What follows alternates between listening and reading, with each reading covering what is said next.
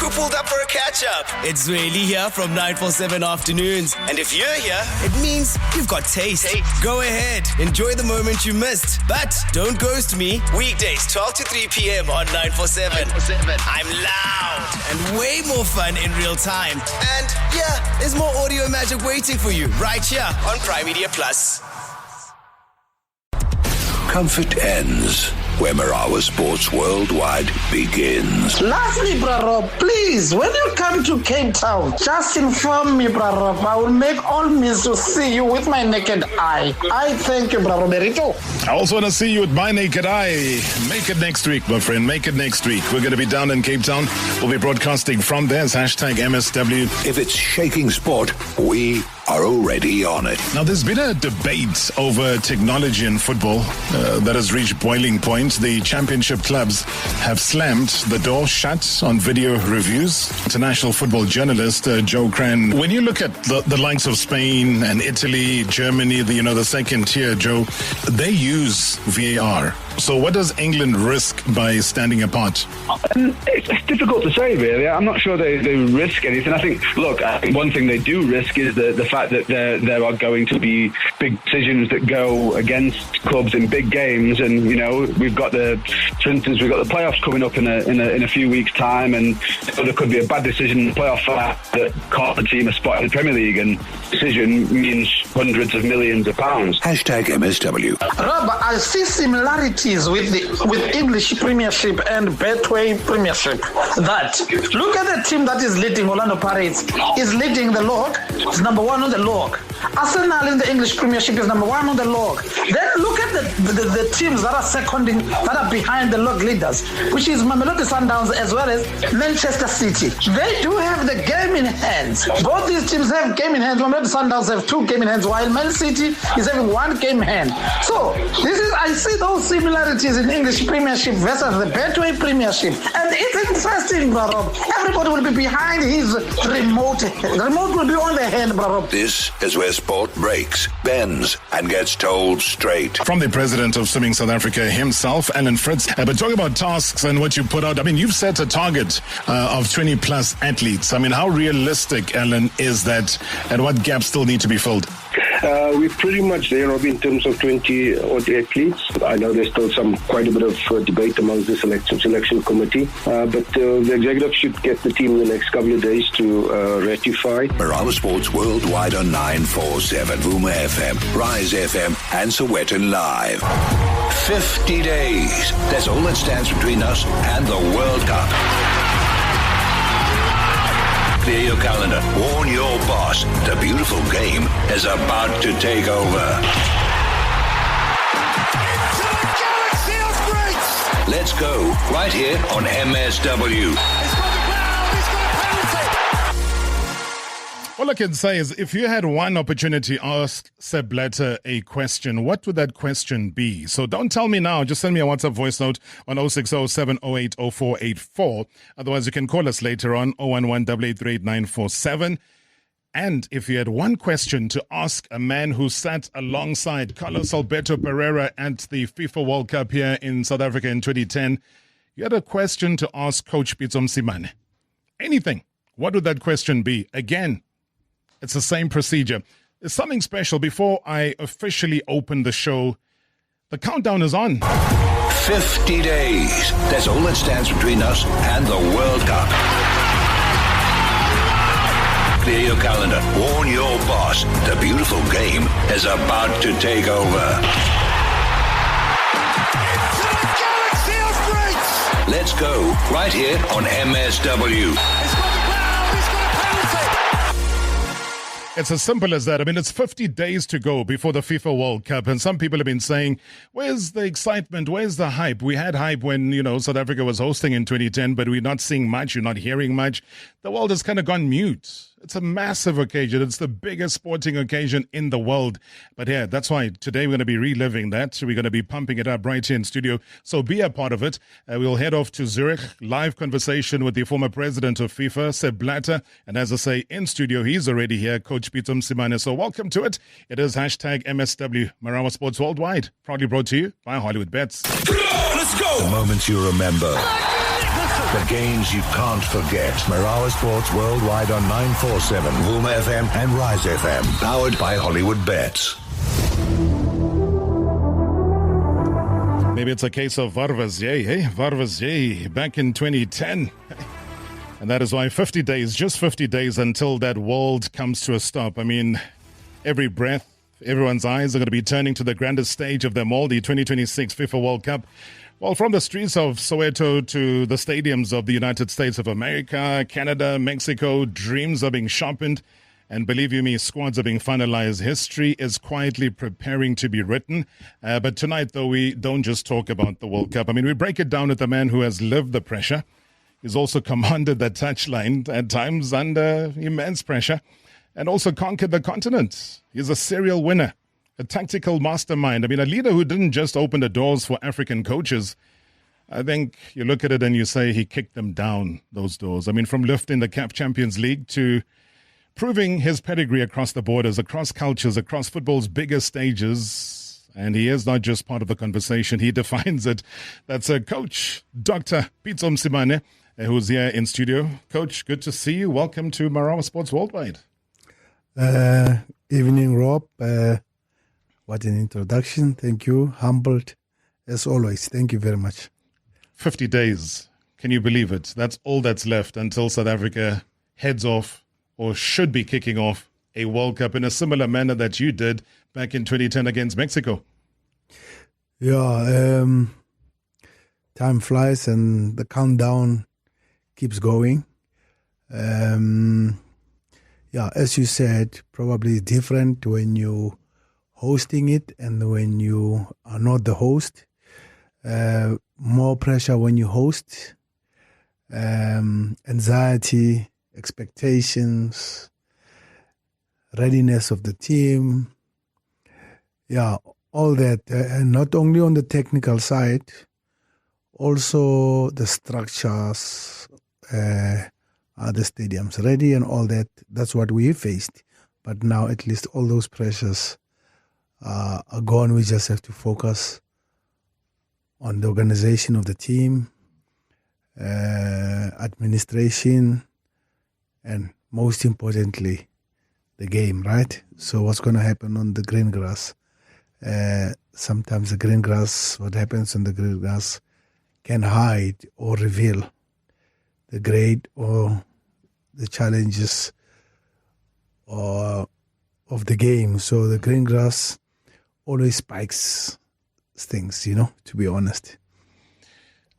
I think one question I've never asked you, and I'm glad you introduced the green grass effect, because before the guys walked off through the tunnel onto the field, there would have had to be a debate amongst the technical team as to which 11 soldiers you give that mantle to say, you are starting today.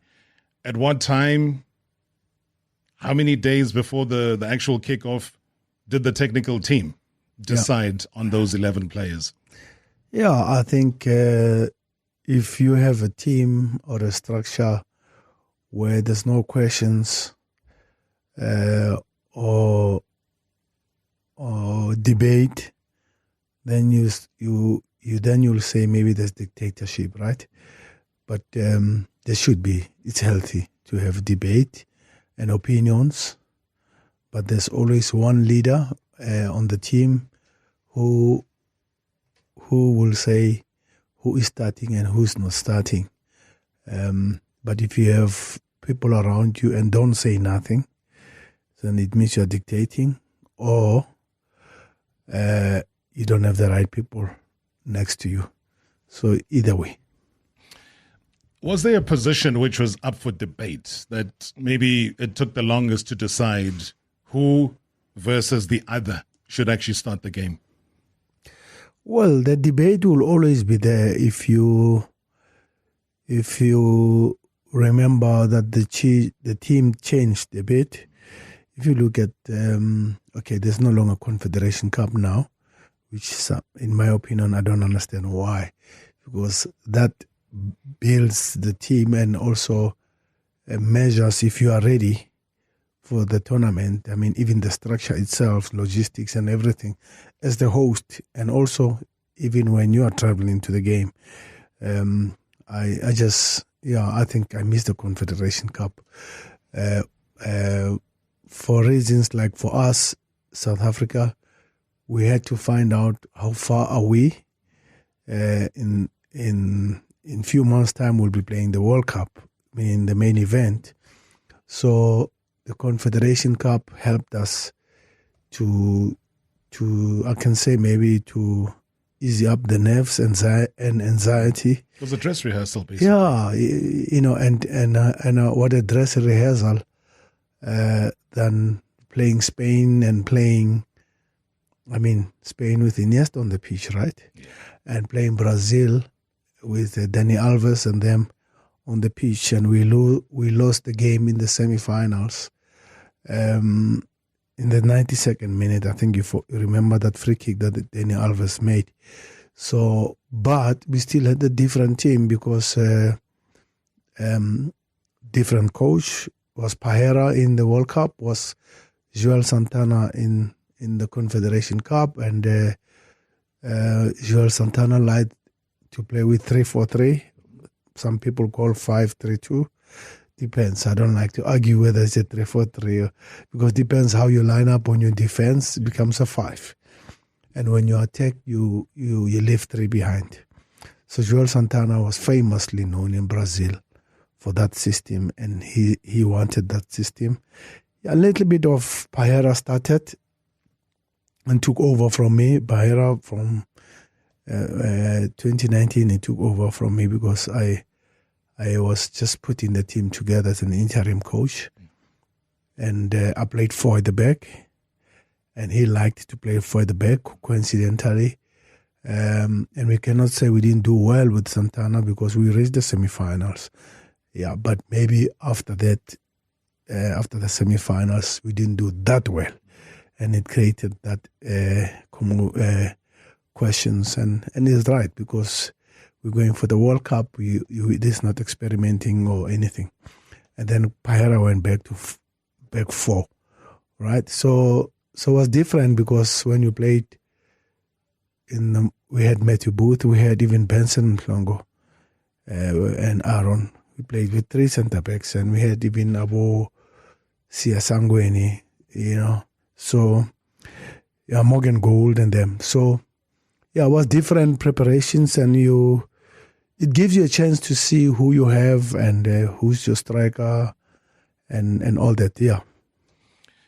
Joel Santana, what kind of a human being was he? Because, there were times people started making jokes and saying that, if the team loses and it's time to do a post-match interview, then he's like, no English, no.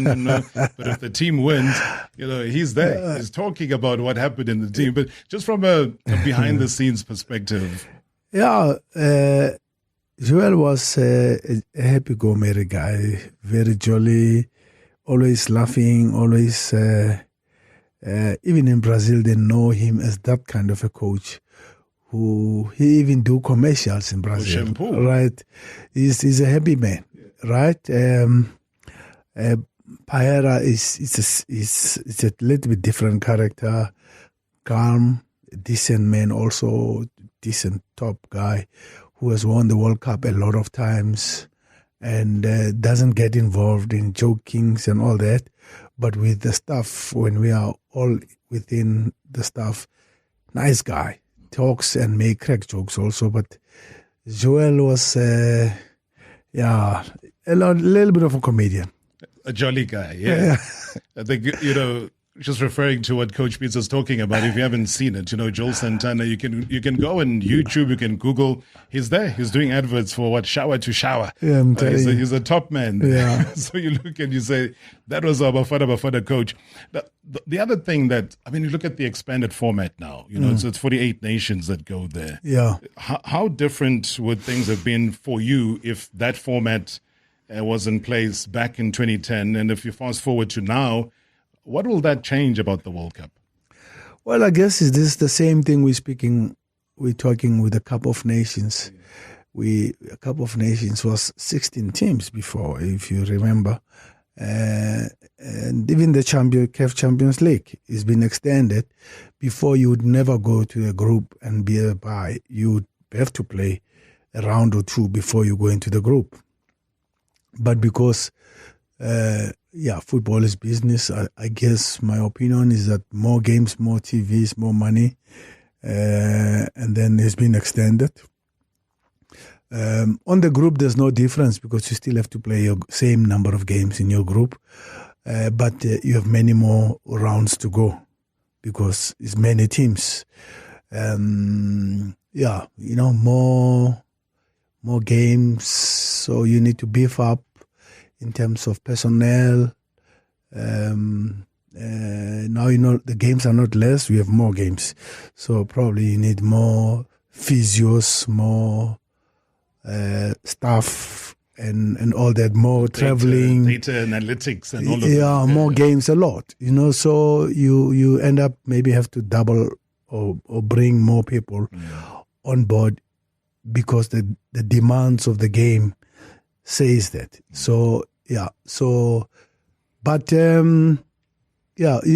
Also when more games, more numbers, a little bit easier to qualify. Because now those teams that never used to be there are there.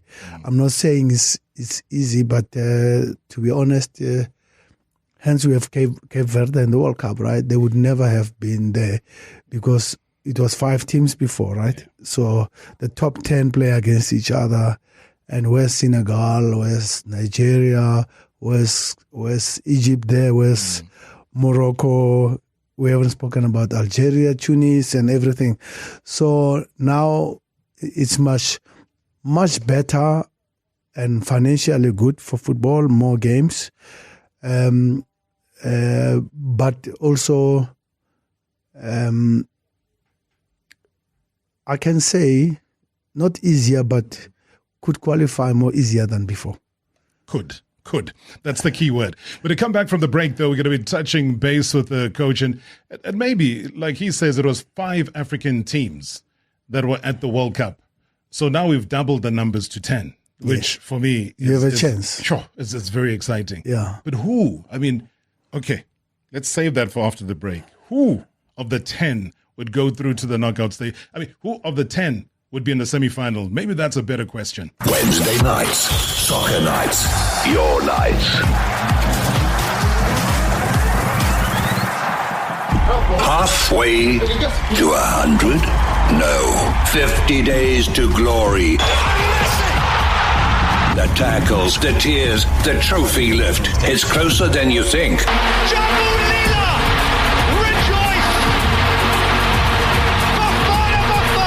Start your chance now. This is your warning shot.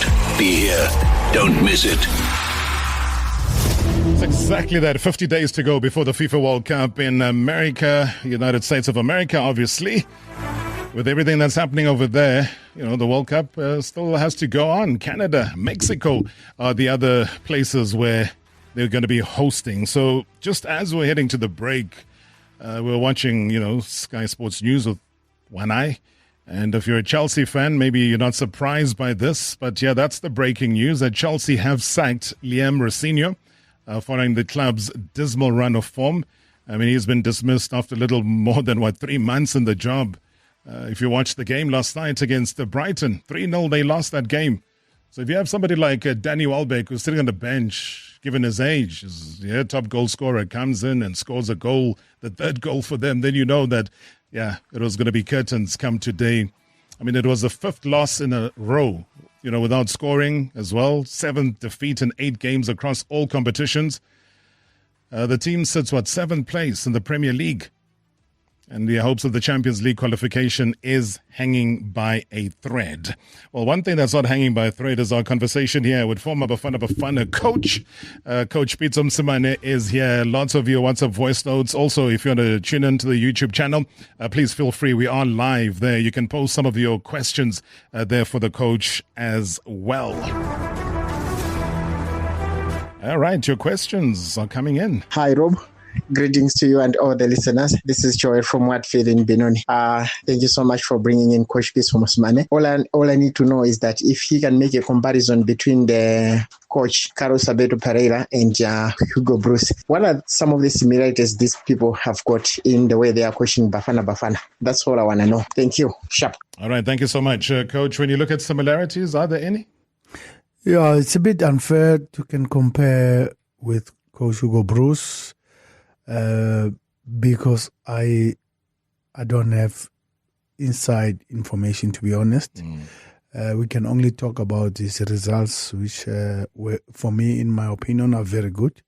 He took us to the World Cup. He took us to Cup of Nations.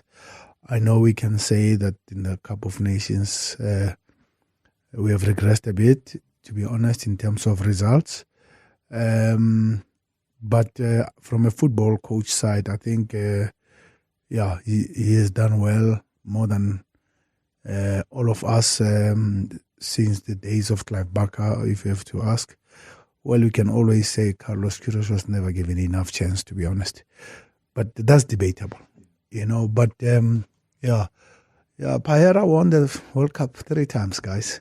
And he's been to the World Cup maybe 6 times. So, so we respect Coach Hugo Bruce, a legend in Germany. I remember in Belgium. I remember him, his group with the Jan Colomans and them. What a team Belgium had, big name also in Belgium in football, It's like the Johan Hiskens in Holland and the Cruyff. Those are legends in their own countries, and we used to see them on TV during the World Cup. But on how he handled the team in South Africa, yes, I think always the green grass is the main thing, Rob. And I don't think on the green grass is done so bad. No, let's be honest and fair. Right, we can always question some of the things. And look, he became a gentleman. He apologized about the Mboga's issue. We forgive because we've all made our own mistakes. And but I can't really compare that much. Yeah, it's very unfair for me to compare. I think people inside who have worked with Pereira and Hugo Bruce are the ones to say, right? But Pereira, different character, personality. You'd never have this issue of Mbagazi, and Pereira is another level. He dealt with Ronaldo, Romario. How do you think he would have Bebeto, Dunga, Danny Alves. That's another level, right? Those are big names. Yeah, independent, and if you know Brazil well, from the players come from different cultures, from favelas and them, and you get a Kaká who come from nice family. So I don't think Coach Hugo Bruce is facing that. And you have a population of maybe 2 times South Africa who expects to win the World Cup, nothing else. There was a Pele before. No. It's a different. You can't compare. For me, I don't think we can compare. I'm quite interested, because you threw in the Mbogazi issue. Just from foresight and you knowing Pereira as well as you did, how do you think he would have handled that situation? Well, Pereira knows this, that Romario and them, and they come from humble beginnings. He knows they come from favelas, right? And I'm not saying Mbogazi come from favelas. Mbogazi come from a township like where I come from. And Pereira knows that, right? Probably that makes a bigger difference with Europe and to Brazil. Brazil, they understand us. They understand where we come from, what's happening. You don't have those things in Brussels, right? I've been there in the north of Belgium. It's decent people, proper first world country sort of. I was about to say first world versus third world. Yeah, it's different. No, you can't compare. Okay. Yeah. And modern football, a lot of people see the whole data analytics that I was talking about is very data driven. But how much still comes down to just bare instincts? Because you're there, you're in the touchline, you can read situations. Data versus that. For you, what would the 2026 approach be? I like to compare. If me and you say who are the most successful coaches in the world, you find the Alex Ferguson's, the Pep, because the trophy cabinet talks, right? Carlos Ancelotti, Arsene Wenger, those are at high level, right? And you cannot really say data determines the game. Yes, influences, right? Because I also work with people with data and analysis, but you still have to coach the team. And it's like AI, right? You don't need AI to coach a player, right?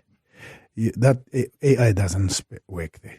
You got to deal with the human being and talk, unless you consult to AI to say, what questions can I ask this person?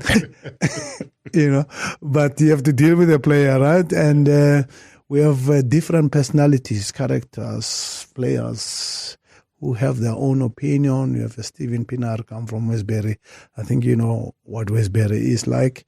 You have other guys, Sia Sangweni, the boy from KZN, in Nsembi, and you have to know how to speak to Sia, to give him respect. Nomvete, a good soul, different. Nomvete is different than Spusiso Zuma, right? And it's not a Morgan Gold and a Bongani Kumalo who really expresses himself, or Matthew Booth, who can really, Bongani Kumalo have been to good schools and all that, but we're all in the same group. So it's just different. So data doesn't make you win or lose the game, but it enhances, it will give you a easier way, a structured way, quicker to know what is there. But it won't make you get the best out of a player to talk out of him, because you need the player to play. But you can say then data will give you opportunities to see where he has been on the pitch, where he likes to go. Those heat maps that we see there. Yeah, but that doesn't make you win a game, right? People can be very good with data. Then otherwise, the analytics will be coaches. Yeah. Then we would not have a job, right? You'd sit at home. Yeah. Then you'd have a machine, a robot coaching. The one thing, on the basis of that, and we're talking, robotics and all sorts of things, this man might be close to being seen as maybe not human right now, because he's a very special talent. Mohankot has spoken about him. I'll try and play a clip of what he said when he talks about Relem Fukeng. Yes. So when you have a special talent, and you've mentioned special talents from Brazil, they have to be treated in a different way, in a certain way. Yeah. You cotton wool them, and you do it deliberately because they are the superstars, in the same way Clive did with a Doc Kumalo as well. Yeah. How do you handle Rele going into a World Cup? Before you go to Rele, I remember when I was a coach at Bafana, and Stephen Pienaar was on holiday because he deserved the holidays. And there's that game that clashes in June, that clashes with holidays, that coaches and players, we don't like that fixture, right? Because we just finished the big season. Now we have, and sometimes it's a friendly game. You don't want that. And I think Stephen maybe was in Maldives or whatever, and I said, hey, Skilo, where are you? He says, hey, coach, I'm in South Asia. We have a game, do you know? He says, yeah, I know, coach. I just needed a little bit of a break, coach. I've been running a lot here at Everton and all that. Then now you have to measure to say, you leave him out. What are the other players going to say? What's the country going to say? You try to be hard on him, and he doesn't pitch because you didn't handle it right. So you see, that's where AI doesn't come in, right? It's the human factor. It's a fatherly factor. Thank you. That has to So you got to say, okay, but we have a game on this day. All right, I'll give you 2 more days, but pitch. You have Macbeth Sibai says, Coach, I'm playing, you know how big Russia is, and I'm playing so far. It's like 4 or 5 hours from where I'm playing. I'm playing an away game, and you're calling me for a game of a Tuesday, and I'm playing on a Sunday. Come on, rap. And then Sibaya would arrive the night before the match, and you bench him after he did all that work, and then you play him, and then the other player says, but this guy just comes and pitch and play. He wasn't there. Yeah, that's now real football coaching that comes in, and you do what you have to do, and what talks is the green grass, right? Rayla, how do you handle him? Yeah, top talent, eh? Sure, he's very intelligent. The always challenge is that is he a winger or a striker? He's a 10. He's a 10. Depends how you use a 10. If you play 4-3-3, there's no 10s. It's 2 10s. It's a 6 and 2 8s or 10s. I don't know. If you play 4-2-3-1, he's a 10. But if you play like Unai Emery playing 4-4-2, but with wingers coming inside a lot, then he's not a winger. He fits in well in Aston Villa's shape. Depends how you want to use them, Rob. So but he's a half of almost everything. Yeah. But what I like is now he's scoring goals and providing assists. If it's not Apollos assisting him, he's assisting Apollos and vice versa. But we used to know him as assisting a lot. Correct. But now he's scoring.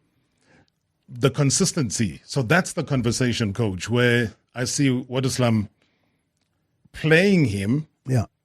In the same way that Hugo Broos is playing him. So which says to me that there would have been a Wadu conversation and a Broos conversation to say, for the sake of both club and country, let's be consistent in how we select him. Yeah, it's a bit tough because, I'm Hugo Broos. I've done well for this country, and I've achieved what I've achieved in this way. Sometimes if you listen or you want to be flexible, maybe you're a softie, you succumb into pressure. Sometimes when you stay hard and you don't want to have that paera culture of dealing with Romario and Ronaldinho, then you lack a way of bringing the team together. And I will always come back to one thing. The results, what's happening on the green grass, always protects what happened or what's your decision. And hindsight is always the best side, because we always talk after the game, says, he's a 10. When he scores as a 10, we say Yambon is a 10, but maybe at the big international games when he plays as a 10 in the Cup of Nations against Cameroon, against all that, probably too heavy for him. Mm-hmm. You know what I'm trying? That's why I'll make an example. We played Teko as a right winger in the World Cup, and he had to come inside to play. We know he's not going to run down the line, right? And Steven Pienaar was a winger at Everton, but we played him as a 10 because also you can't leave your best players not on the pitch. So you also have to play your best players, right? So that's the beauty of coaching, right? The results always talk. The big decision. Good evening, Mr. Marawa. How are you saying? Good evening to Sir Pitso Mosimane. You've got a very knowledgeable coach in Pitso Mosimane. I just want to know, when is the gentleman a super coach going back into coaching? It's Moses Mukwena Hamukwakwila. Thank you. All right, I've got to take a break. We'll come back to that question, but I just need a yes or a no, Coach. Yeah. The news is out. Yeah. That you've bought a club. Yeah. Is that true? Yes or no? Yes. #MSW. Live Now on 947 Vuma FM, Rise FM, and Soweto Live. At the same time. #MSW. Good evening, Robin. Good evening, dear shareholders. I'm looking something. If I compare the squad we sent during 2010 and now, we are sending the A grade squad in 50 days in this World Cup. Is Pitso agree with me? Because if you look at Mamelodi Sundowns, it's on the verge of winning Champions League, of which was none in 2010. If you look at Mbegeze Mbogazi, that defender, I've never seen, even Lucas Radebe is not even close to that Mbegeze Mbogazi caliber of defending. So if I look now, we're sending A grade of the squad in this World Cup. Plus, it's easy this one to go through to the next stage. You need only 3 points or maybe 3 draws, and then you wait for maybe to be the best number 3. I thank you. Hi, Mr. Marawa and the team. Hi, Coach. Coach, my question to you is, don't you think that we made a mistake by allocating all our effort and resources to the match against Mexico, and we ignored other countries in the group, the likes of Uruguay? And secondly, don't you think that we might repeat the similar mistake by allocating our resources again against Mexico? Because now we are currently organizing friendly matches to match how Mexico, or to match Mexico's style of play. David and Parkwood. Rob, this is Tommy from Edenville. Greetings to you and greetings to Coach Pitso. I have got 2 questions for Coach Pitso. In 2010, we had Tico Modise, Steven Pina at number 10.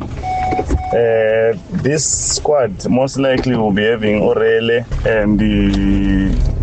and aging Tembazwane. If Coach Pitso was asked to advise on that, who else would he carry as our number 10 for South Africa? I know he doesn't like to comment on other coaches' jobs and stuff like that. Also, what does he think about the omission of Tapelo Mrena and Grant Kekana there? Does he not think that they are needed in the squad? And finally, my question will be to him, if he's asked to come as a technical advisor or director for the World Cup, just for the World Cup purposes, is he available to take that? Thanks, Rob. Evening to Rob, evening to all the shareholders, and evening to your amazing guest in the studio. We met on Tate Jingles. Nice to have you in the studio once again. Question to you relating to the Bafana saga that you went through with SAFA. I know it's very frustrating that the governing body of soccer is not as legit and clean as it should be. However, beyond just coaching, have you ever thought about playing a role or having an office there at the SAFA house? If so, which position would you like to fill? That of the president or anything else? I would like to know if you've got an ambition for that. Hey, Baba Marawa, hey, to Petit Boss, about Pitso Mosimane, the best coach we ever have in South Africa, the best coach we ever produced as South Africans. Quick one, I had the rumor that Ghana want him, Al Ahly want him. I read the story a few months ago that Zamalek wanted him. So it's like every team now want Pitso, but they can't have him. What's the problem? Maybe it's too expensive. Maybe they can't match the salary. What's the problem there? Because we always hear the rumor that hey, this team want Pitso, this team want Pitso, but this deal didn't come to alive. What's the problem? What stopped the deal to come alive? Quickly, Chiefs want him, we know. Chiefs fans want him. Can they call Chiefs? Sure, so many rumors, hey. Do we even have the time for all of this? Don't worry, we're still going to be heading off to Zurich later on. Seb Blatter, former FIFA president, is going to be on standby for us at the top of the hour. So if you want to follow that conversation, head off right now to the YouTube channel. We're live in studio. Dr. Pitso Mosimane, my guest, former Bafana coach, multiple trophy winner and award winner, is here. And multiple questions as well. We'll try and be quick, eh, Coach? Okay. Okay, let's start off with Ghana. Did Ghana approach you before the World Cup? Ghana.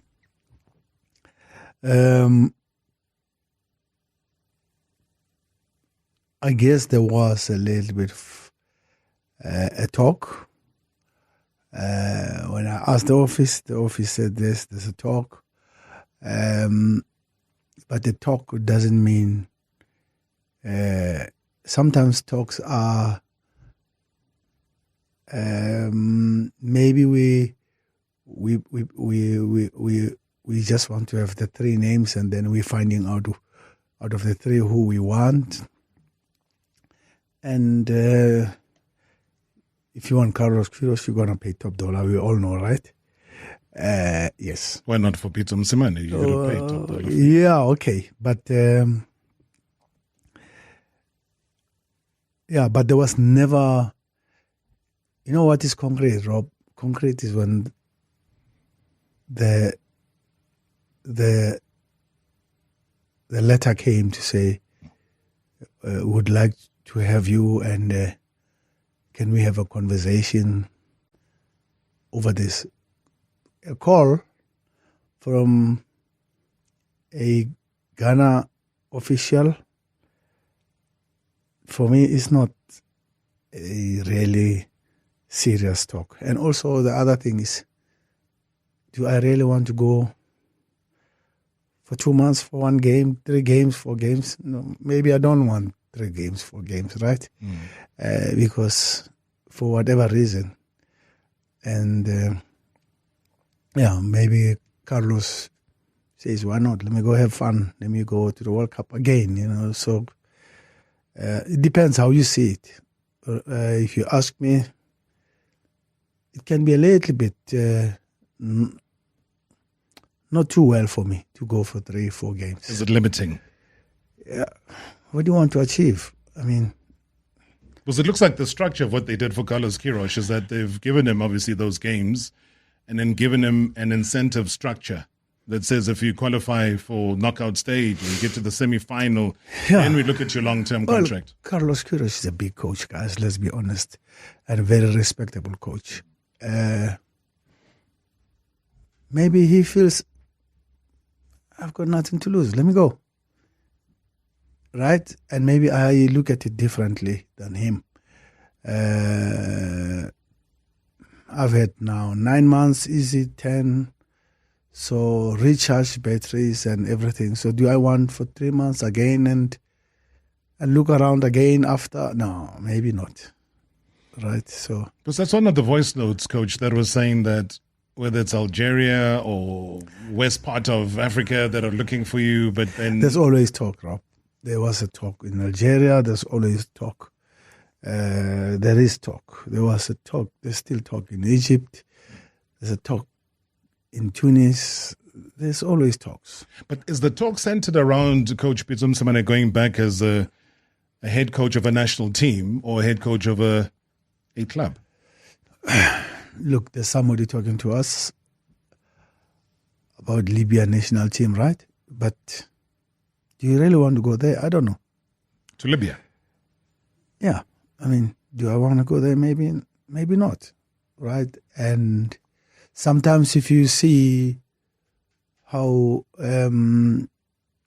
what happened to Rulani, what happened to the ex-coach of TS Galaxy, you read those stories. I'm 61, Rob, right? So sometimes maybe I don't need adventure, right? So sometimes I just want proper things and right stuff. I'm not saying easy, but genuine stuff and proper stuff. It doesn't have to be a top team. There's talks. There's talks in the UAE. There's always a talk, Rob. Trust me, there's always a talk. But obviously this talk about you buying a franchise, you buying a club, tell me more about That's a serious talk. Okay, tell me more. What's happened? The GDL. Yeah. GDL, unbelievable. 6 days before, I did not know that we would have a GDL team. It came as a surprise. And when it came on the table at the office to say, there's a GDL here, they said, what? I said, yeah. I said, okay, I know the competition because Rhea is playing in the GDL at Kaizer Chiefs. So, and then I looked at our structure where we have coaching children in the youth, in the schools. we're coaching about 13,000 children per week. And I look at our FCs, we call them PMFCs. We have those small 4 clubs. We've got one now in Waterfall, the new one. LFA teams, not really about top talent. It's about participation and also doing the right principles of training of youth. I like that because my coach is not afraid to be fired, because even if he loses, he's not going to get fired. As long as he knows the principles of youth training. And that's why we wrote a manual that we will be launching very soon, and hopefully we'll be here to talk about it. And if you have a son who's playing football, I want my coach to teach him to play football the right way, because I'm not sure he's going to be a professional player or not, right? So, but he likes the game. So why can't he play? He has a right to play, like we have the right for academics at school. Don't tell us you're going to produce a top player and the boy is 14, 13. You don't know. Time will tell, but teach him the right things in football. I always say that with our motto is creating a player of tomorrow. And a player of tomorrow is I always say, let's not focus on producing professional football players. Let's produce professionals in football. You are a professional in football at the moment. What are we talking? If you know the professional, there's a doctor, there's a physio, there's a guy, there's a horticulturist, there's a Big Derby coming who's doing the event. Eventing security, catering. What an event. So those are professionals in football. Sponsorship. So sports science. Marketers. So, I'm interested in producing professionals in football more than a professional player. How many are we going to get out of... Look at the structure we have. We're training 13,000 children in schools. We have about 350 children who are playing in the FCs. Now we're going to have 100 players in GDL. We have about 98 coaches, Rob. We have the full house at the office of professionals, accountants and everybody. Maybe 13, 14 people at the office. Seriously doing youth football? But I want it proper. I want the right thing. Now we have GDL. So now we need team managers, we need physios also there.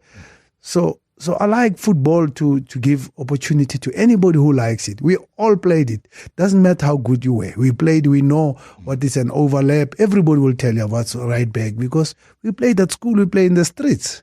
We played at the backyard. So for me, it's all about that. It's not about it's not about having a team in the PSL, maybe not now. I like the foundation. I like the structure. I've got little ones, 7-year-olds that I was with them yesterday, running around.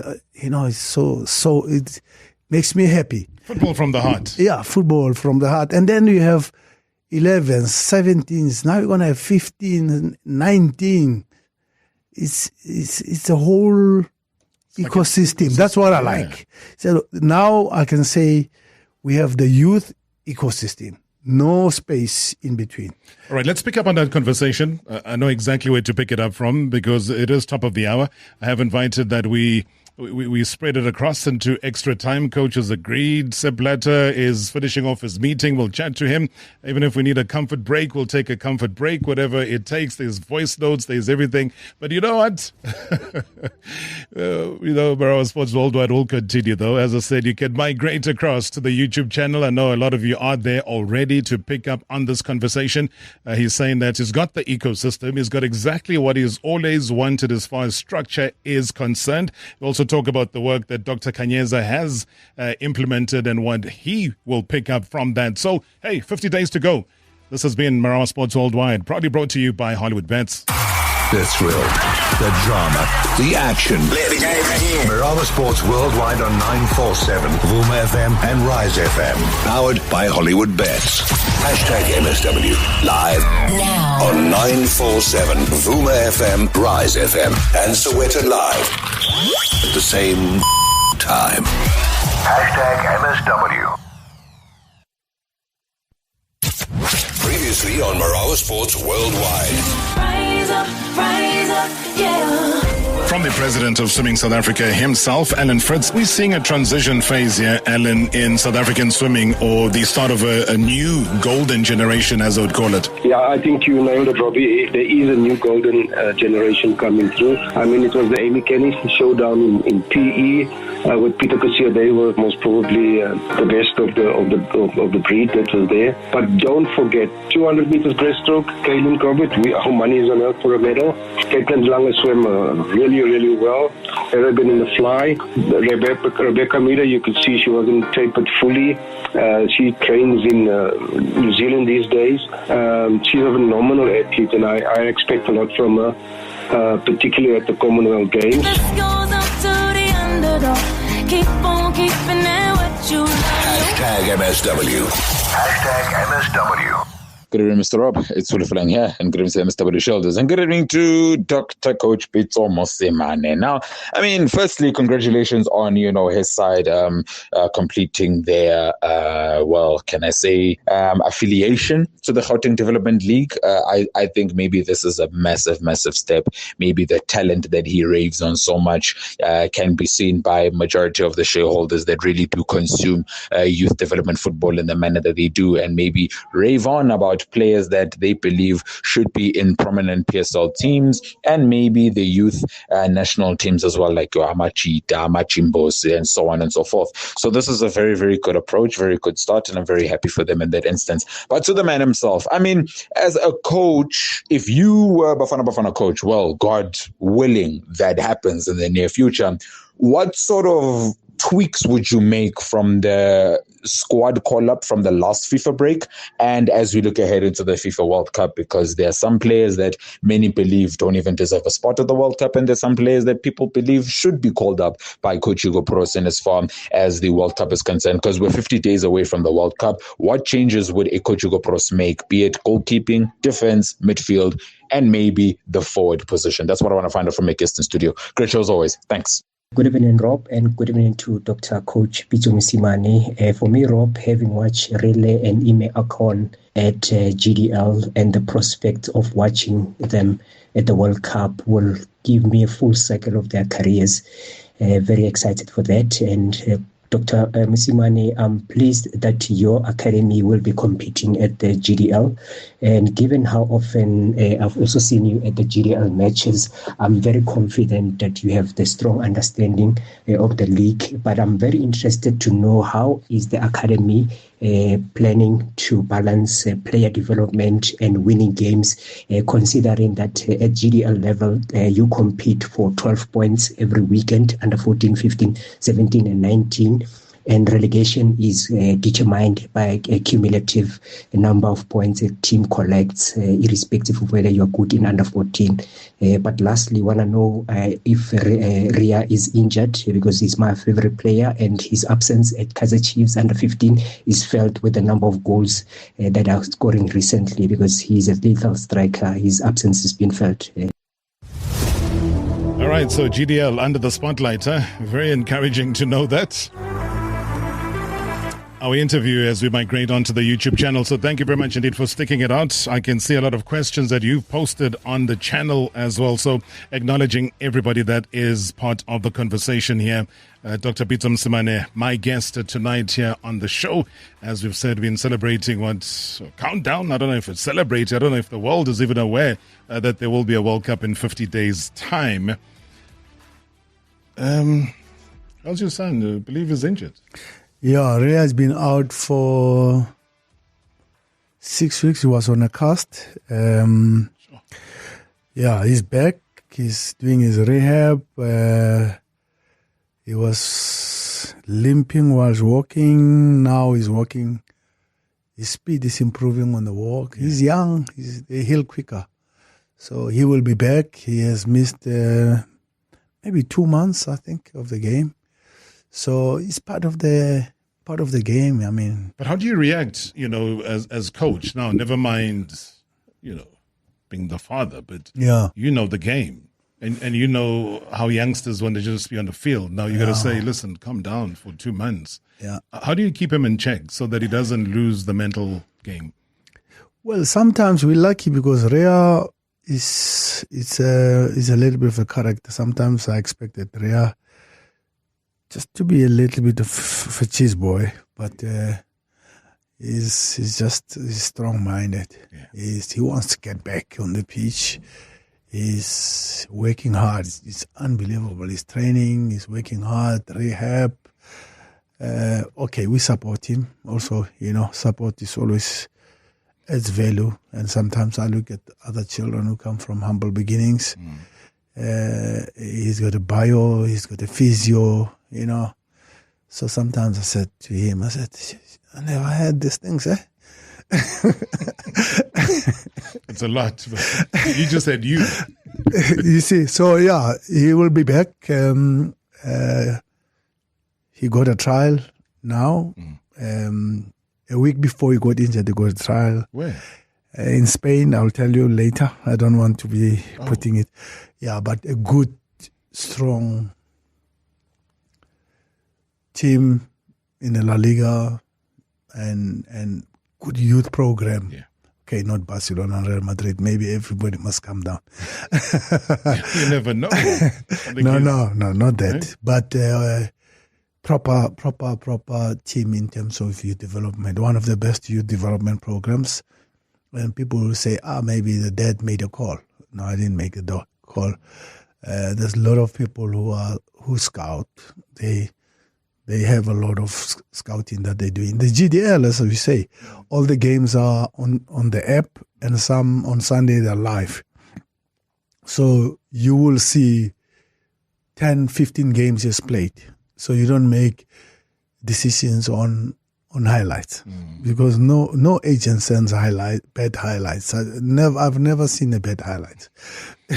Even the YouTube ones. Yeah. So look, that's the place for youth. And I say to now, sometimes I didn't know how to answer the parents to say at our FCs and let's say, what's the ultimate? So now, if your son is good in the FCs where we're playing the LFAs, let him get to GDL. We've got all the age groups, so there's no argument. Now, if you're good, go to the GDL and let's see what happens. But I still believe the layers are now closing down we have the 7s, 9s, 11s, 13, till 19 now. So I believe in the structure, Rob. So now we'll see where it goes now. After 19, that's what maybe is coming next. What we do now after 19, you need to be playing in the Premier League. You got to be somewhere. Yeah, you got to be placed. Yeah, otherwise we off ramp take the US route and get academics with football, or go to UJ Talks and play Varsity Cup. Or start to be a professional in football, as I said. Maybe be a doctor and come to work with us in football. But you obviously would have been impressed by the work that a Dr. Kanyeza would have had. I mean, how impressed have you been? No, he's an amazing guy. Yeah. He's that guy, those guys who fall in love with the game. We've seen a lot of those guys. And then sometimes we say, but what do you want in football when you're a medical practitioner? He loves the game. He supports the community. He's working at the surgery within the community. You got to understand. He has a close relationship with his patients and everything. So that's how he took the team. He supported the team because he's a doctor in the neighborhood, in the area. So he said, Coach, please, you know what, I've done my bit. So look after East Rand, and it's a big region. From Benoni, Wattville, Springs, Thokoza, Brakpan, What a region, man. There was a Benoni United there. So we should be able to say there should be something coming out of that. So they have a chance on that. And now I had somebody says, hey, coach, by the way, where are you from? I said, born in Kagiso, raised in Soweto. Yes. Oh, think about Soweto, right? Think about where you come from. You are in Mamelodi there. You are everywhere. I said, guys, I will be back. Give me a chance. Yeah, so... Yeah, I know. I owe them one. No. I need to have something in Soweto. Yeah, that's why I brought it on the table, just in case somebody says, hey, you didn't remind coach about the project there's now. And I think a lot of people, I'm looking at some of the comments, just asking about the staging of trials. I mean, is that ongoing? Parents asking here, saying that when can they bring their talented children to be seen? I don't know how you approach it. I like the guy who was talking about GDL, says there's a relegation and promotion. The doctor gave me the team. When I look, we don't have any of our 4 teams in the top above. We are all bottom of the log or second from the bottom. So I said, Doc, what is that what you're giving me?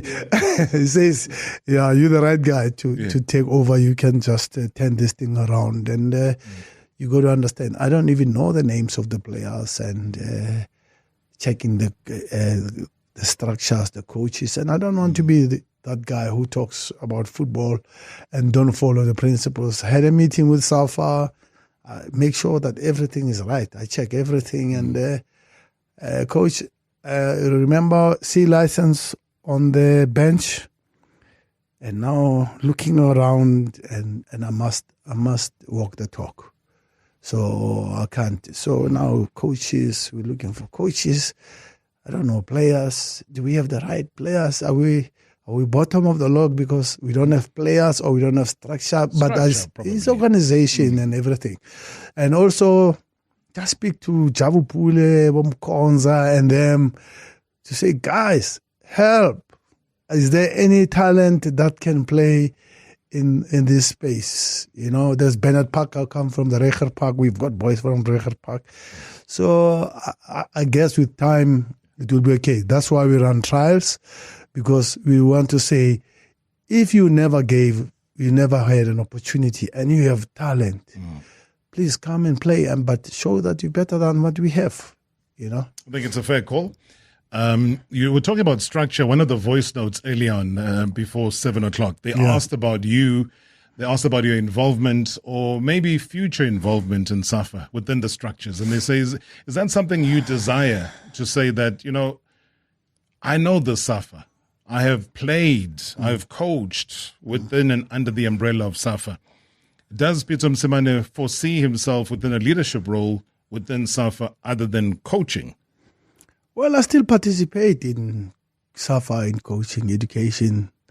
Recent coach education that the players got A licenses.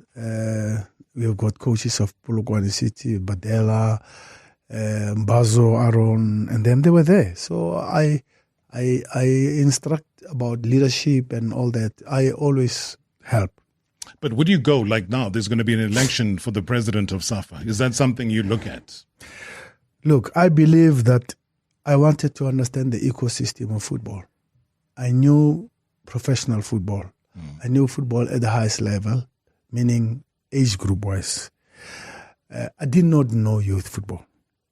For the last 3 years, I've been learning football. I can talk about youth football now.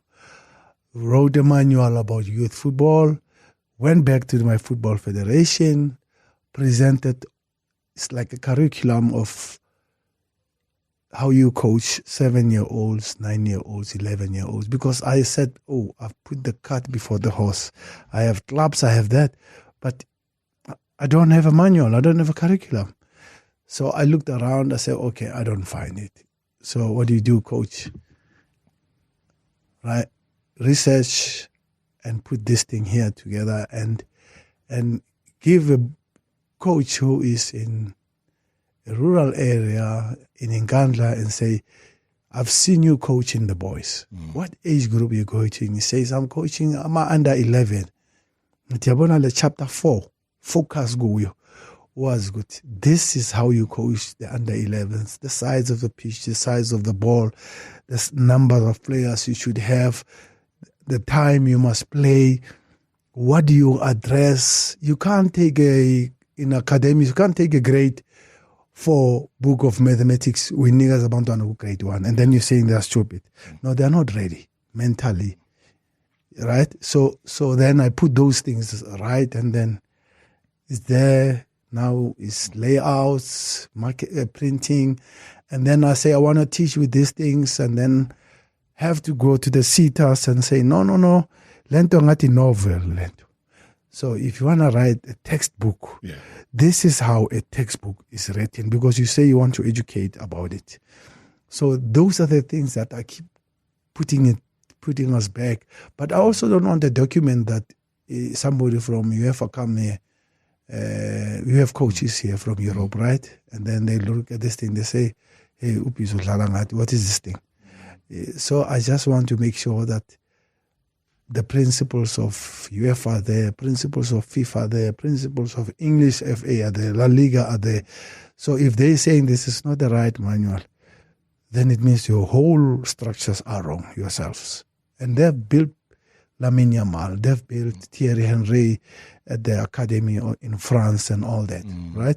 So that's what I did. And I said, African guy has not written this. We're all getting these manuals. If you give it to somebody from Europe, they'll say, but we've written this thing 10 years back. But no, please, we don't have a first world country here. We have coaches in rural areas. We have coaches at school. This is more important. We have got, the pyramid is full of grassroots football. We need that first. Before you talk about entrepreneurs, do you have a primary school? Do you have a manual? Do you have a high school? So that's what I'm doing. Sure. So when you ask me about that thing, the SAFA one, yeah, I need to understand the ecosystem. But then ultimately, when you talk about a manual, then that goes back to, do we have that structure within SAFA, within a technical director? I remember the days of Hoskrita when we started. They were reaching out and saying, come and teach. These are South Africans. Even Carlos Queiroz had the principles, let's be honest. And got the dust. But look, Rob, we have to try again, right? So we've got that now, and we have to give it to the schools and give it to the clubs and community clubs. It's not for Coach Polokwane City and against Maritzburg City. You can't give Hanti that. He will say... But the principles are very difficult there, to be honest. It's more difficult in youth football. So have to make sure that I understand the levels and everything in this beautiful game before you can talk about leadership. Talking about leadership, Coach, you're not in a rush, huh? You're still... No, I'm here. I'm with you. You're still with us. Okay. You'll give me permission to go to Zurich. No, please. Okay. I would like to hear Zurich. Okay. I love that. As I said, guys, I see the voice notes are coming through. Keep them coming through on the YouTube channel. We'll still got a couple of more, plenty of questions. For Coach Pitso Mosimane, as he says, he's got plenty of time for us. We love that. And that's why I'm saying that with the clock ticking towards the 50 days until the World Cup gathers the spectacle. There was a time when this milestone meant something a little bit more. There was a time when the countdown itself was an event. When the energy, the anticipation, the global buzz, it could be felt, from Zurich to Soweto. And at the center of it all was the man who led world football through some of its most defining moments, from the historic staging of the 2010 FIFA World Cup on African soil. You talk about shaping the global expansion of the game. He's a former FIFA president. He's a man who has seen the World Cup from the inside. I'm talking about at the very, very highest of levels. That is Mr. Seb Blatter. He joins us live from Zurich. Mr. Blatter, good evening and welcome to the show. Good evening to South Africa, my country that I love so much, and good evening to everybody. Good to hear your voice, but thank you. Bring so many smiles to South Africans. They were saying on social media, please, if you talk to Seb, just tell him that He changed our lives on the African continent and in South Africa in particular. How do those words sit with you? What was the exact question to me? Yeah, saying that you changed so many lives in South Africa because of bringing the World Cup to South Africa. You see the World Cup in Africa, in South Africa.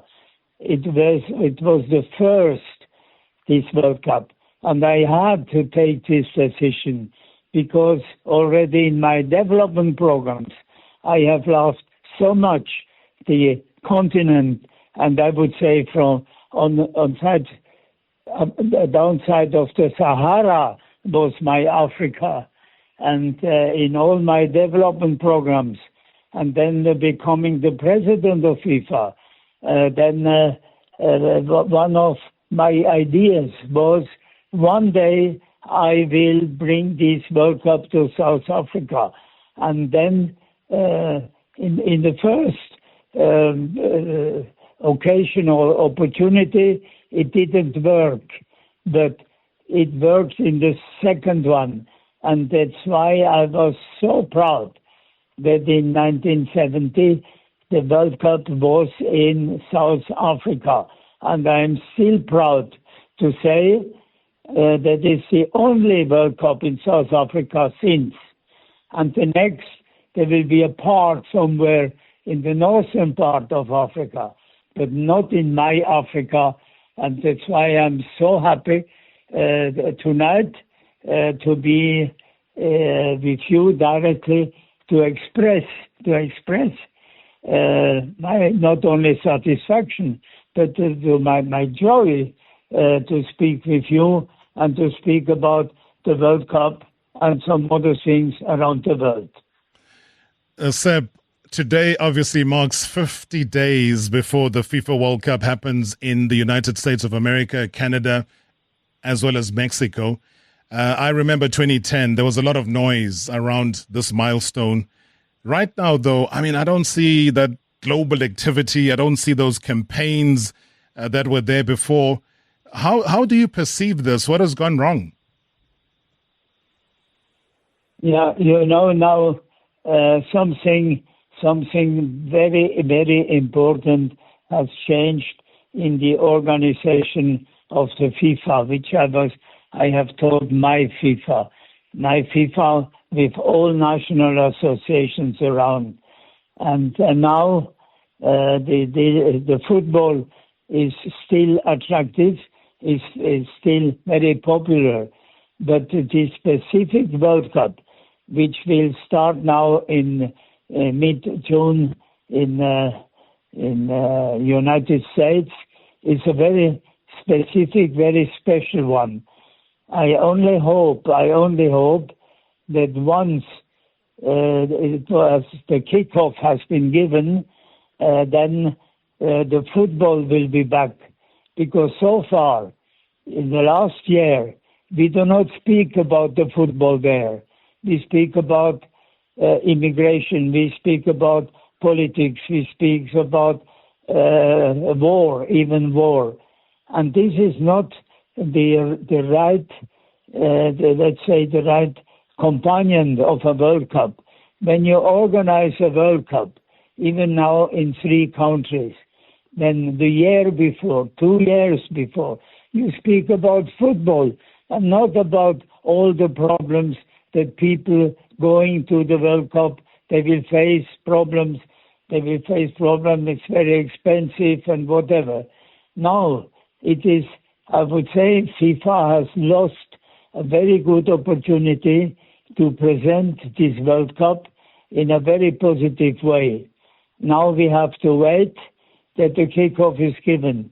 And then there is the espoir or esperance for me that when it started, everything will be calmed down. But for the time being, people are not so happy first to run into this World Cup, to run to the United States. They are not happy. It's so expensive and it is so insecure. So therefore, they are afraid, or at least they are not happy to go so. But as football still exists and football is still so popular, then I think when the kickoff is given, that the FIFA will be back. The spirit of FIFA, that I have created since my election in the World Cup, and the real spirit in FIFA has started in the World Cup in South Africa. The South Africa was the best legacy anybody and any president has ever given to the organization of the FIFA. And it cannot be repeated. It is unique. And I am the happiest man in the world tonight to speak with you in South Africa. Thank you so much, Sepp. I mean, when you talk about South Africa and you talk about the World Cup and you make the comparison and you're saying that the energy is not the same. And I agree with you 100%. I mean, you've even said that it's not normal that, 78 of the 104 matches will be played there as well. So the new structure, the more football, the more teams that are there. How does that sit with you? How would you analyze this bigger World Cup? You have to look at who is running now the FIFA and this World Cup. This World Cup is running, and we have to say it is running by the President of the United States. He has taken over this World Cup because the actual President of FIFA, Gianni Infantino, he was very happy to have a counterpart with him that they can realize, or they try to realize, something exceptional. But in this something exceptional, they have forgot one thing. They have forgot the game of football, which is the game of the people, which is a game around of the world with more than 2 billion followers. It is a game that creates the atmosphere to be together, to help each other, to lose a match, but to win the next one, and then to have this wonderful issue, a goal which is an objective. And you can see nowadays, everywhere in the world, somebody in football is scoring a goal. It is a fiesta. Because it's a realization of a wish, or even of a goal, an objective of everybody to have an objective in his life. And in football, he gives it. And this shall remain. Football for the people. Football accessible to everybody. And now, for this World Cup, they have changed something. They were touching not only the spirit, the spirit of the World Cup, but they have touched also in the interior of the World Cup. They have touched the soul of the World Cup, and this is not that. And you cannot touch the soul of the World Cup, because touching the soul of the World Cup means that you are touching the world. Sure. I mean, very powerful, Seb, and a lot of people would agree with your sentiment that they've given the World Cup to the President of the United States of America. But what do you make of, the politics within? A couple of months back where the President of the U.S. has been given a peace prize, which was the first for FIFA. What did you make of that? Yeah, listen, the problems belongs finally to the FIFA as a family. FIFA has 210 members, the national associations in all the world, including the South African Football Federation. And now going to this World Cup, and especially starting already in the last year, but beginning this year, all the problems which have been brought in by this famous, also the the tirage au sort, where the players or where the teams have play with the award of the freedom giving to the president. I think this is not inside the World Cup. But what astonished me, and also not only surprised, but astonished me, that one single national association member of FIFA has even taken, let's say, a critic or an opposition vote or so, including your and my South African Football Federation. Nobody has done anything. And so therefore, all those that are in the head, I say the two heads, one is the US president, the other one the FIFA president, they are there like dictators, and they decided what is going on. And this is not what is the spirit of our game. But you've described, aspects of the U.S. policy as potentially discriminatory. That's a very strong statement. Do you believe, though, that FIFA should take a firmer stance on such issues when awarding hosting rights? Because you're not a fan of multiple, you spread it across the U.S. and Canada and Mexico. Yeah, but definitely. But I asked a question to you and to your footballers and the football organization in South Africa.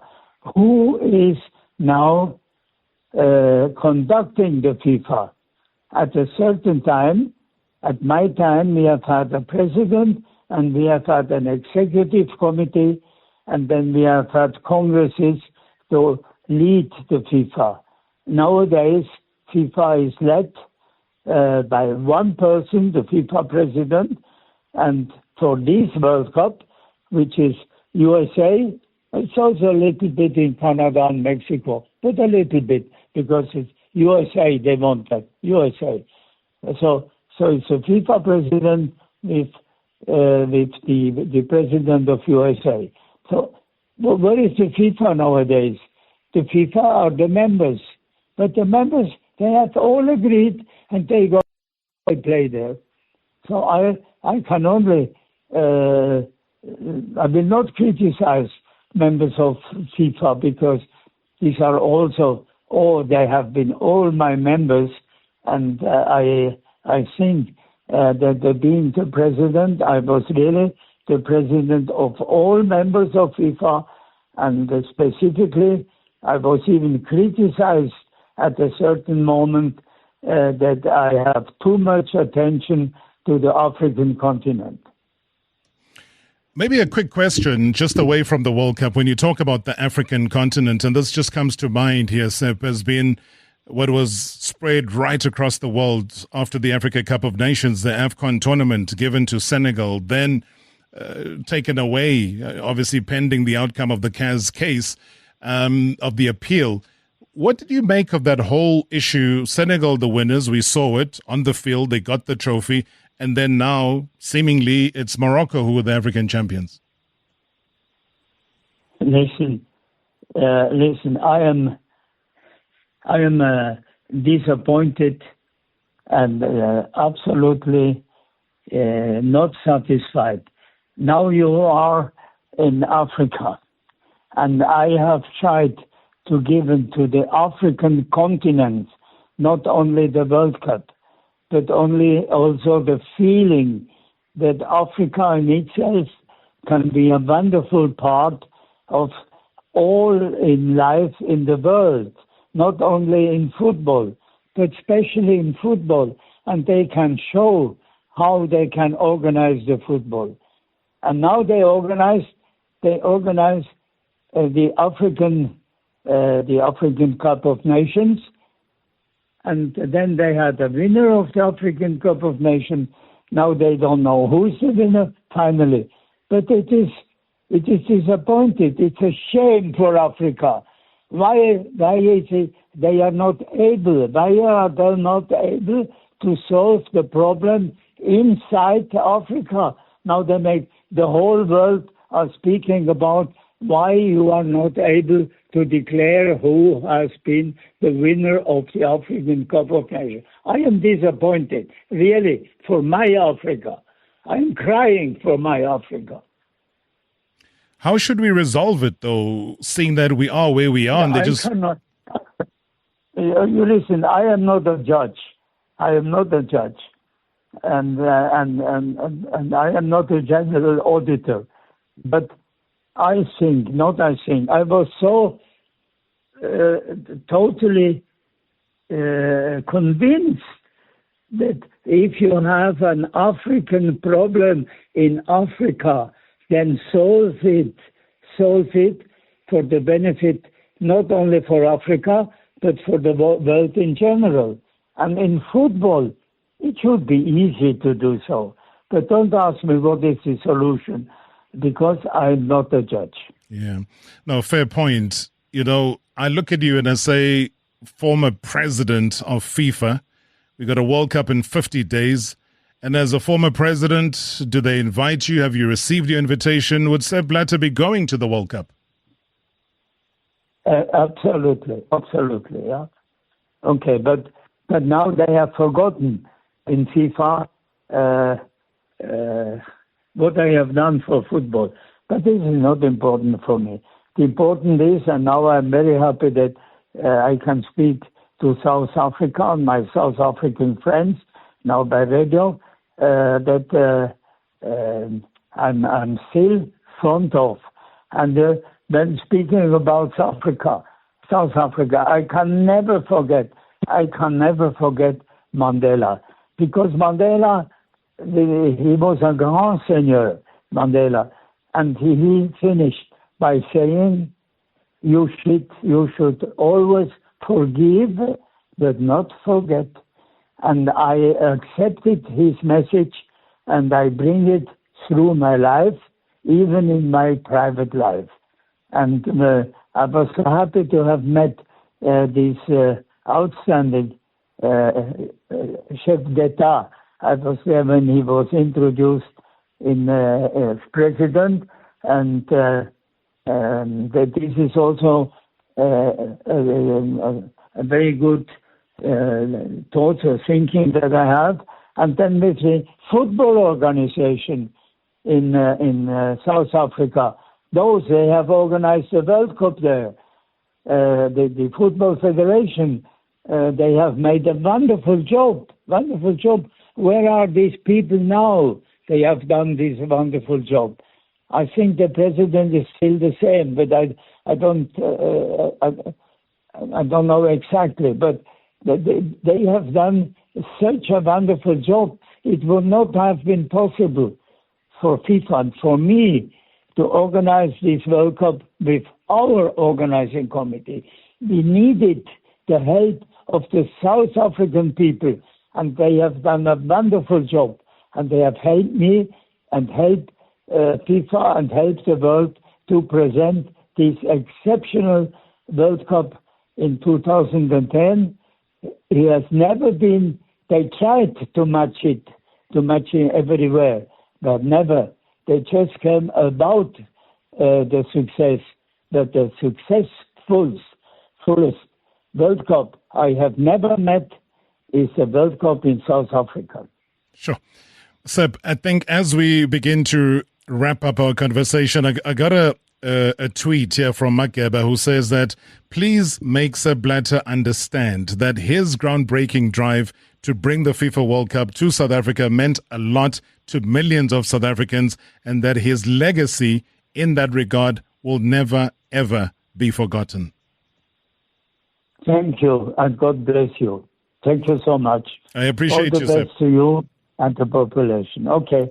Bye-bye. Thank you. Thank you very, very much indeed. Live from Zurich, there's Seb Blatter coming through loud and clear. Hey, sure. Still sitting in the company of Dr. Pitso Mosimane. Sure. You are listening very carefully to that conversation. This man loves South Africa. Yeah, you can never forget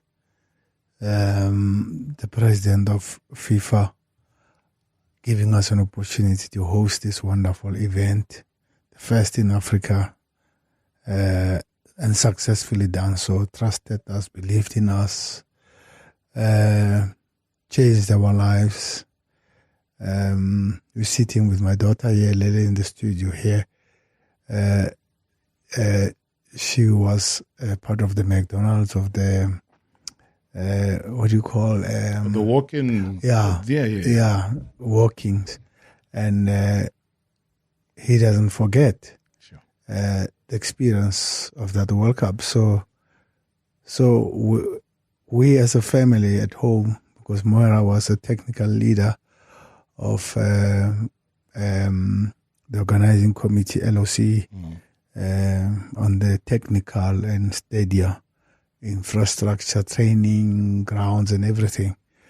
So what an opportunity for us in the family that sometimes we are passing each other on the corridors, me worried with the team, preparation of the team, and she telling me, no, the dressing room should have been like this and that, because that was her job, how many dressing rooms we have, training fields and everything. So that legacy is still there. And Lele was also one of those little girls who were coming out of the pitch with the players in the World Cup. Can you believe that? I mean, that's a major against moment. Mexico. Yeah, my goodness, unbelievable. I mean, he talks about the soul, soul of the game, the soul of football. We can never forget, never forget the soul of football, the soul of the World Cup and everything. But anyway. Yeah. Interesting conversation. Like I said, guys, groundbreaking. We're going to clear a couple of voice notes, and I don't want to keep Coach here too long. I'm sure they're starting to phone and say, hey, dinner is served, eh? Roberto, MSW shareholders, good evening. I've got only one question for Pitso Mosimane. Before Pitso went to coach Mamelodi Sundowns, did Ivan Khoza approach him to come and coach Orlando Pirates? That's the only question I'd love to know. If Pitso can answer that one. Oh, you are a very good coach. Pitso, you are a very, very good coach. We miss you, man. We miss you on the test line. Pirates? The chairman, Dr. Khoza, we have chances where we meet and I reach out, to be honest. And we talk, we have tea. And we talk about football in general. And the chairman gets so emotional on the game because of his contribution to the game and forever telling me the same story, but I don't know if he knows he's telling me the same story. How he started as a cashier at Orlando Pirates. Says, don't see me here as the leader of Orlando Pirates. I started at the gates. I was making sure that the queues outside Orlando Stadium are right, and telling me those stories, to humble me, to say, don't forget where you come from in football. So we talk. But we haven't touched the issue of coaching Orlando Pirates. I think, for me, the bigger issues are the learning or lessons learned that come from football, and reminding me of how why he was not happy that I was not the coach of the under-17 national team those years back, because he said, he believed in me, and he said, I think there's a future here. You need to coach the under-17 national team. And Dr. Oliphant brought me to SAFA to say, look, come here. You need to belong to this game, because we see that you love this game. And they gave me opportunity, Dr. Oliphant and Ivan Khoza. They brought me to SAFA. I must tell you the truth. Even for the World Cup, they said, come here. There's an international event happening. Learn something, and you belong to the international world. And I was at SuperSport United. Can you believe that? Sure. Made history there. What they used to call the SAA Super 8. Yeah. That was your playground, eh? Yeah, good, yeah. Good, humble beginnings. Memories, yeah, good, yeah. Good memories. Hey, Mr. Jingles. Robinho, you are sitting with a legendary man there. A legendary that as South Africans, we take time to appreciate, you see. But that gentleman, he once stopped Orlando Pirates of Kostadin Papic with his party spoilers, Matatanza Pitori. So success with that man, calculating things, making sure that job is done well, it's like it's in the blood. He came to Mamelodi Sundowns. I remember there was a season that the fans there, they wanted him out. But since that day whereby the fans wanted to invade the ground, it kind of like it was a transformation of Mamelodi Sundowns. Pitso Mosimane built a monstrous Sundowns. It seems like right now there is no coach who will come to Sundowns and fail. But it's Jingles who started this pattern, you see. Right now, Sundowns are expected to be the champions of Africa whenever they play in CAF. Thanks, Jingles. Thanks for the memory and good luck for the future. Maybe that's a good way to wrap things up, though. I don't know what we haven't touched on, anything that you feel that everybody needs to know. I mean, that was a great one. Thanks so much for the voice notes, guys, in praising a man who deserves the praise that he gets. Coach, I'll leave the final words to you. Thanks, Rob, for the opportunity, yes, and to come here and celebrate the past World Cup. I mean, listening to Seb Blatter is emotional, to be honest. But for us at Pitso Mosimane Youth Football, I was sitting here with you a week after I never got the opportunity for the Sports School of Excellence because I was looking at the GDL. You see how God works, right? So now it's there in front of me. So I have no excuse to try and help this team, transform this team, giving the people of East Rand and asking all the people of East Rand from the Bennett Parkers to even Rowan Fernandez. The East has always had white boys, white players in football. So I wish I can get few white boys also to play from the East because the East has got players. And I don't know why they have goalkeepers, even from Wayne Sandilands and them. So, yeah, hopefully we can use this opportunity of the GDL and give the people of Ekurhuleni a chance and opportunity of bringing back the good days, and maybe there's a Jabu Pule there or Skesham Konza or Zeblon Sputlentlap or Bongani Zungu. You know, there's always talents. Nelson Teenage Lara, we can't just forget. So hopefully, I'm saying to all these people, if they are listening, whatever, to say, please help us at the East Rand, and you don't have to be from East Rand because Kaizer Chiefs players from Cape Town, KZN and all that. Let's give these children a chance to play against Mamelodi Sundowns, to play against Kaizer Chiefs, because what an opportunity to be on TV. The world's watching, and that, like I always say, in the world of modern technology and social media, do go to the Instagram pages, TikToks, you name it. The Pitso Mosimane Foundation, Youth Foundation is there. He's the founder. They're well represented. You can go to Instagram as well. You can see it all there. So the programs are well covered as far as today's modern technology is concerned. So there is no excuse. Bring those talents out there, and we look forward to growing them even more and more and more. It's been an absolute pleasure, Baba, to see you and celebrate these 50 days to go. And as you can see the clock, it's already 1950. So maybe that's our luck to say, let's bounce, let's get out of here. It's 1950 on a Wednesday, 22nd of April, 2026.